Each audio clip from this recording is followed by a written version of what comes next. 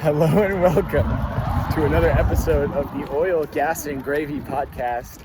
You might notice we are not in a room. That's because we're walking to get boba, and we thought it'd be hilarious if we did the podcast now. So, yeah, we got two games to talk about. Canes lost to the Rangers at home in a really thriller game. That was 1-0, and then the Carolina Hurricanes had a 21 save shutout with Frederick Anderson and us both in attendance. Yeah, I really like us going to that game, but honestly, both games a thriller. Shutouts in both, just we came out on the wrong end on the Rangers one, and honestly, that's the one that mattered more. But beating Florida sure did feel good. But let's talk about that first game. We had a 1-0 loss to the New York Rangers. But I'm going to be honest here. We played better for a majority of the game, for the second and third period.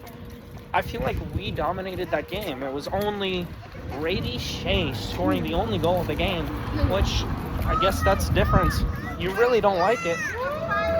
However, that's just how it is sometimes. Unfortunate the way it happened. But Fyodor Kochetkov played great. Unfortunate, much like how there's unfortunately sounds of fire trucks in the background. Right. Oh, this is Vinay and Lena. They're coming with us. Yeah. But, I really liked one player in particular, Jesper Foss. Whoa. Jesper Foss. Big mix-up. You really don't expect that name to be mentioned here on the podcast. Whenever I hear Jesper Foss, I think he's probably going to be on the bottom of the hockey scorecards every single game. Granted, he was. He was. There was not a single person on our point. No, I'm talking about the ones that are analytics. Yeah, no. But expected. Jesper Foss, he genuinely had so much contribution. Honestly, that entire line. Was it Jesper Foss, Stefan Mason, and Jesperi Kotkaniemi? That was our best line of the game, easily, I think. It was truly impressive to watch them play together, and the chemistry they had. You can't discount that. Unfortunately, no one scored a goal, but very true. It was very impressive to watch that line. What we would consider our worst line, that doesn't mean they're bad, obviously, because this game they showed that they have the potential to be a really, really solid fourth line. Yeah. I think it's no secret that I would rather have Kotkaniemi as a winger. Mm-hmm. And I think that when he gets to be a winger, then he's in a better place. But Jack Drury is out for an extended period of time, so that's probably not going to be an option really for the Canes. Yeah. At least until Drury gets back. But the addition of Evgeny Kuznetsov has really helped that. He can come up and be the second line center, along with Gensel and Natchez, and that line has been absolutely clicking. For sure. Obviously, you can still see that there is some chemistry to build, but especially during that Florida game. Which, let's talk about it. Yeah. The Florida game. 4-0. Fantastic. They were on the goal. They were on the ice for 2 of 3 actual goals. That Sveshnikov goal wasn't even a goal. He just tried to clear it, and Florida forgot how to, retrieve the puck, and it went in. Yes, true. But, hey, Kuznetsov getting a goal and Gensel getting an assist. Both their first respective points as a Hurricane. Yeah. They both played very well in their time so far with Carolina, and it was only a matter of time before they got their first points. But thankfully, Sebastian and I were in attendance for that game. It was beautiful. It was wonderful. Incredibly loud house, absolutely packed, and then you get a massive win. No, not really any doubt in that win over probably the best team in the league. Yeah, definitely. To win the series on the year with Florida, you take that 100 times out of 100. Yeah, I want to really dive into that second goal by Marty Natchez. That was obviously the Gensel, Kuznetsov, and who was it? Natchez line. But that truly was a beautiful goal. The way that Chatfield, he was in on the play, which means that there's only one defender back. So you know what Gensel does? he plays the defensive position very well. And the puck almost goes back there, but Chatfield is able to recover. And once the puck gets floating towards the front of the net, Gensel and Chatfield make a very key switch where Chatfield goes back into his defensive position. No. We're going to break traffic laws on camera. Where Gensel then goes into the offensive position. And that allowed Gensel to get a shot off. And then he passed it to Orlov, and Orlov made his shot. And then Natchez, somehow, while tripping, just wires a shot, probably 70-something miles an hour. Far side on Bob, and it goes in. Would you call that a wicked wrister? I don't know what to call that. He was tripping. He was mid-falling, and he just zips it.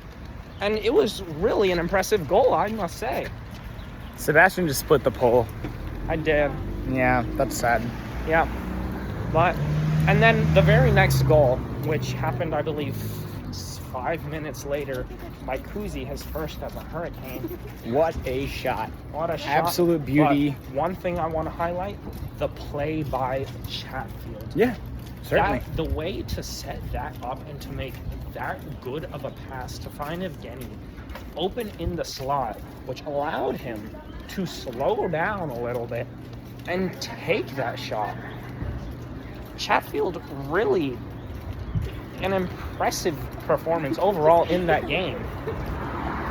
Yeah. And I mean, Kuzi's first goal as a Cane, I mean, beats Sergei Bobrovsky to the glove side. Was it glove side or was it blocker? I think it was blocker side. Then there was one goal that we beat to glove side. I think it was Natchez' goal. Yeah. No, But, that was also blocker. It was Jarvis's first goal that was glove side. Yes, it was. Seth Jarvis, beautiful first goal with the seconds winding down in the first period. Gave the Canes a 1-0 lead going into the second, in which the second has been their best period all year, and it was again against Florida. Yeah. Took 2 more goals in the second, made it 3-0, and it stayed 3-0 until the empty net was made with about 4 minutes and 50 seconds left to go in the game. Carolina scored about the 3:30 mark or so. But that empty netter was kind of hilarious because Andrei Svechnikov was not trying to score. He was trying to clear the puck. Yeah, and he see Kachuk a little confused as to why Montour was not going for it, but it doesn't matter. It helps us. Then Montour decides to play the wrong sport and bowls into the net. Completely does not get the puck. And Carolina wins 4-0. That was a really good performance, and obviously, Freddie Anderson. Fantastic. First shutout in 375 days. What a story for him. He's come back from a really, really just horrifying injury, or not even injury, but just condition, blood clotting issues. He's able to play 3 games since his return, posting a 9.55, winning all 3. Oh yeah, Anderson has been fantastic. Anderson has been great. Meanwhile, in the goaltending situation, some news broke today that we already kind of knew about, but it was officially made official today. Spencer Martin Resigned. brought back for 1 year, $775,000. I think it's a good deal for Carolina. I definitely think so. Martin has been fantastic. Yes, having 3 goalies. It's obviously you're gonna probably assign one to the AHL or wherever. Certainly. But I mean, we've seen just how important it is to have that third goalie this year, like having multiple goalies in the system that can be really competent. Yeah. I mean, Carolina came into this year with probably one goalie that you could be really confident in being able to go out there every night and give you a chance to win. And I think that Pyotr Kochetkov was very inconsistent coming into the year, and Antti Ranta was nothing special. And if not nothing special, he was even worse. You could say he was bad. Yeah, no, definitely. And Freddie was probably your only consistent goalie. We overplayed him a bunch, and then fortunately he went down, and this forced Kochetkov to go into that number 1 role. And look how that's worked out. He has solidified himself as a Calder candidate. It sucks that he has to go against like Bedard and Faber, yeah. but genuinely, he has solidified himself as at least gaining a couple points. I think he's probably going to finish. He'll probably finish third in the Calder. Definitely. But he is certainly the best rookie goalie in the league. Oh, by a mile. There's not really any other good competition for that. Dostal's really good, but I mean, he's not there yet. Yeah. What about the goalie we're going up against today? Samsonov? I think that Kochetkov has been better, especially because Samsonov really struggled to start the year. Mm-hmm. I mean, as did Kochetkov, though. Yeah, but I mean, Kochetkov would have starts where he would still be completely nails and, like, give you a 41 save, 1 goal allowed, something like that. Yep. That would be Kochetkov early year, every once in a while, and then he'd give up 5 the next game. But Samsonov was consistently giving up 4 goals a game. Yep. Like, you just couldn't, he wasn't giving the Leafs a chance to win. Anyway, the Leafs are coming up tonight. We're going up.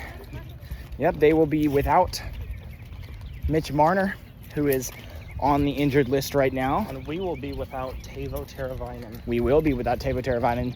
Rod Brindamore says the injury is not severe, but he will not play tonight. Or tomorrow, for that matter. That's he did not true. make the trip. Did not make the trip. So it looks like Brendan Lemieux will get another 3 games in. Yeah, 3 games in. And then I'd assume that probably means that they'll probably move Gensel up to first line. Yeah, and then you'll probably see Nason probably on second line with Kuznetsov and Natchez. Honestly, I wouldn't hate to see Svech, Aho, Jarvis, and then keep the second line. The way the second line has been clicking, especially last game against Florida, I really don't want to break that up. Yeah, my only hesitancy with that is I really don't want to break up the Martin Stahl-Jarvis line. I wouldn't either, but we saw towards the end of the game, Rod was playing the OG three, which was Martin Stahl-Fost, yeah. That line was not great. I mean, the entire team was good, so you can't really say they weren't great. Yeah. But, like, I'd say it was the weakest line we had. The weakest of the strong. That's fair, yes. But, I mean, yeah, no, I'm curious to see what the lines will be today. We will find out in, like, now, actually. Yeah. We're recording this less than an hour before the... Less than half an hour. Less than half an hour before the Leafs game starts. So... Right. Yeah, we've both been busy. But I think that's all for us, isn't it? Yeah, for the most part. We will record our next podcast covering both the Senators and the Leafs tomorrow night after the game. And yeah, that about covers it for this episode. This is Oil, Gas, and Gravy checking out for today. Rangers suck. That they do, even though we lost, they're worse.